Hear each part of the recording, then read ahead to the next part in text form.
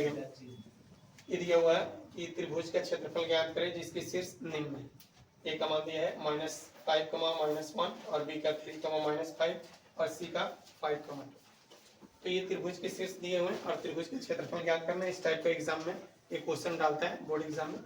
देख लीजिए त्रिभुज एरिया इंटू त्रिभुज ए बी सी इसका त्रिभुज के क्षेत्रफल का फॉर्मूला होता है निर्देशांक ज्यामिति में x1 into y2 minus y3 plus x2 into y3 minus y1 plus x3 into y1 minus y3।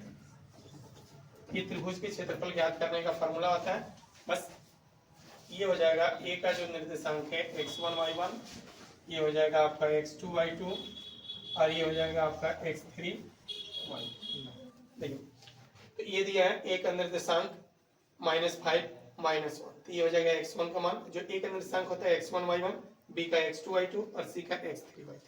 बस ये त्रिभुज के क्षेत्रफल निकालने का फॉर्मूला होता है निर्देशांक ज्यामिति में। इसमें आपको मान रख देना, जैसे ये हो जाएगा 1/2 इंटू x1 का मान है -5 y2 का मान है -5, उसके बाद से y3 का मान है 2 प्लस x2। देखिए x2 का मान है 3, ये y3 माइनस y1, तो y3 का मान है 2, y1 का मान है -1। तो ये माइनस पहले से और ये -1 है तो माइनस माइनस यहाँ पर प्लस हो जाएगा, प्लस ये हो जाएगा x3 का मान होगा 5, उसके बाद से y1 माइनस y, तो y1 का मान है -1 और y2 का मान है आपका -5। ये फार्मूला से यहाँ पर माइनस दे रहा है और ये फिर -5 है, तो यहाँ पर ये माइनस माइनस प्लस है।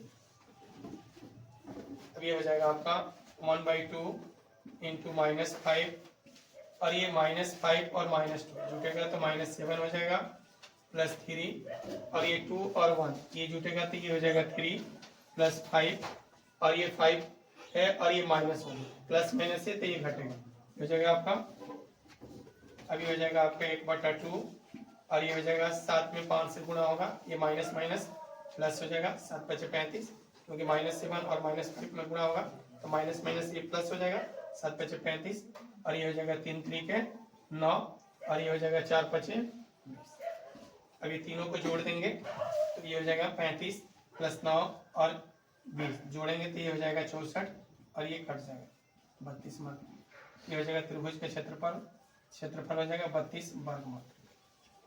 एक बार से फिर समझ लीजिए, ये त्रिभुज के शीर्ष दिए हुए हैं। एक का निर्देशांक -5 -1, ये x1 का माइनस दिया है। त्रिभुज का क्षेत्रफल ज्ञात करें जिसकी शीर्ष दिया है। ए का निर्देशांक -5 -1, बी का 3 -5 और सी का 5 और ये 5 2 दिया है।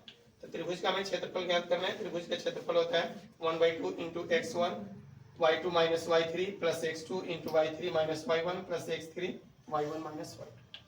तो ये ए का निर्देशांक हो जाएगा x1 y1, बी का हो जाएगा x2 y2 और सी का हो जाएगा x3 y2। इस फॉर्मूले में हमको मान रख देना है। देखिए ये 1/2 हो गया, ये x1, तो x1 का मान कितना है -5, तो ये हो जाएगा -5। ये है y2, तो y2 का मान है -5, तो ये हो जाएगा -5। अब रखना है y3, ये देखिए y3 का मान कितना है 2, तो ये हो जाएगा 2। ये फार्मूला से माइनस है और y3 का मान 2 हो गया। अब ये हो गया प्लस कर रहे हैं x2, ये देखिए x2 का मान कितना है 3, यहाँ पर रख देंगे 3। अब कर रहे हैं y3, तो y3 का मान है 2, तो ये हो जाएगा 2 और ये हो गया फार्मूला से एक तो माइनस होगा और ये -1 रखना है, तो ये माइनस माइनस प्लस हो जाएगा, क्योंकि अगर आप ऐसे रखते हो 2 -1 तो ये हो जाएगा 2 माइनस प्लस 1, तो फिर ये इतना हो जाएगा, ये हो जाएगा 2 + 1 और फिर यहाँ पर x3 रखना है, तो x3 का मान है 5, तो ये हो जाएगा 5। उसके बाद से y1, ये है y1 का मान -1, तो यहाँ पर रखेंगे -1 और ये फार्मूला से यहाँ पर माइनस है और ये y2 का मान भी माइनस है। अगर आप ऐसे रखते हो -1 फिर ये -5, तो ये हो जाएगा -1 और ये हो जाएगा +1, ये हो जाएगा -1 + 5। अब ये हो जाएगा 1/2 -5 और ये दोनों माइनस है तो जुड़ जाएगा -7, ये हो जाएगा 3 और ये 2 1 जुटेगा तो ये भी हो जाएगा 3, ये हो जाएगा 5 और ये 5 में से -1 घटेगा, प्लस माइनस से घट जाएगा तो ये हो जाएगा 4। ये 1/2 ये हो जाएगा -5 में -7 से गुणा होगा तो ये +35 हो जाएगा, क्योंकि माइनस गुणे माइनस बराबर प्लस होता है। दो संख्याओं का अगर दोनों का चिन्ह माइनस हो तो गुणनफल जो होता है वो प्लस में आता है।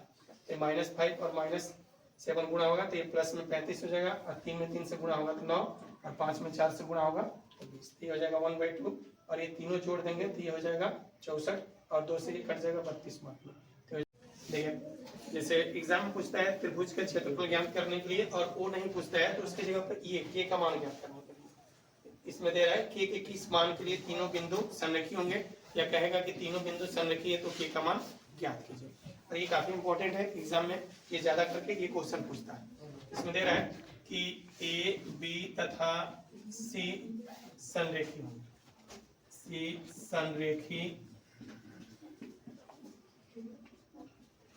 जब संरेखी होंगे तो एरिया इंटू त्रिभुज a b c equal to 0, क्योंकि जब त्रिभुज संरेखी होगा, संरेखी मतलब एक रेखा में है तो कोई त्रिभुज ही नहीं बनेगा, और जब त्रिभुज नहीं बनेगा तो त्रिभुज का क्षेत्रफल 0 होगा। अभी हो जाएगा एरिया इंटू त्रिभुज a b c equal to 1/2 into formula होता है x1 into y2 minus y3 plus x2 into y3 minus y1 plus x3 into y1 minus,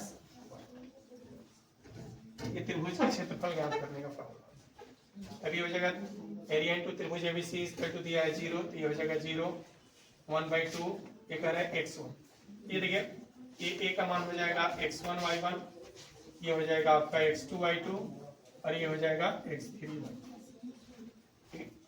तो यहाँ पर रखना है 1/2 x1, तो x1 का मान है इसमें 8, ये रख दीजिएगा। इसके बाद से करें y2, ये देखिए y2 का मान है माइनस, यहाँ पर रख दिए माइनस। अब करें फार्मूला से माइनस, यहाँ पर हो गया माइनस। अब करें y3, तो y3 का मान -5।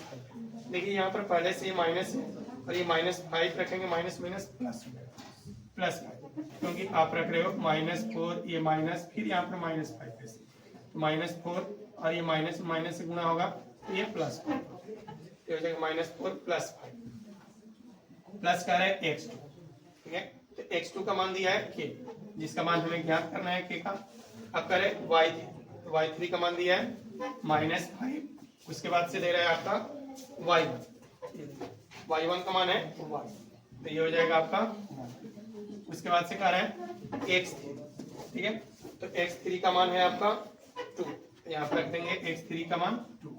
उसके बाद से कह रहे हैं y1, फिर यहाँ पर देखिए y1 का मान है 1, यहाँ पर ये हो जाएगा आपका 1। उसके बाद से कह रहे हैं y2 माइनस, ये हो गया माइनस। अब कह रहे हैं y2, y2 का मान है -4।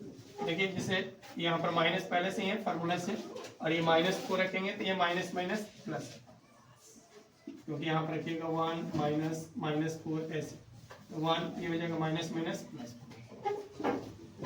अभी हो जाएगा 0 इक्वल टू 1/2 इंटू ये हो जाएगा 8, और ये 5 में से 4 घटेगा तो कितना आ जाएगा 1, प्लस ये हो जाएगा आपका k, और ये हो जाएगा -6, प्लस ये हो जाएगा 2, और ये हो जाएगा 4 में 1 जुटेगा तो ये हो जाएगा आपका, अभी हो जाएगा 0 इक्वल टू 2, 1/2, ये हो जाएगा 8, और ये 6 में k से गुणा होगा तो ये हो जाएगा 6k -6k, और ये हो जाएगा 5 में जब 2 से गुणा होगा तो ये हो जाएगा 5 दूनी। अब ये हो जाएगा 0, 1/2, और ये हो जाएगा आपका ये 10 और 8 जोड़ेंगे तो ये हो जाएगा आपका 18, और ये हो जाएगा -6। देखिए तो ये हो जाएगा,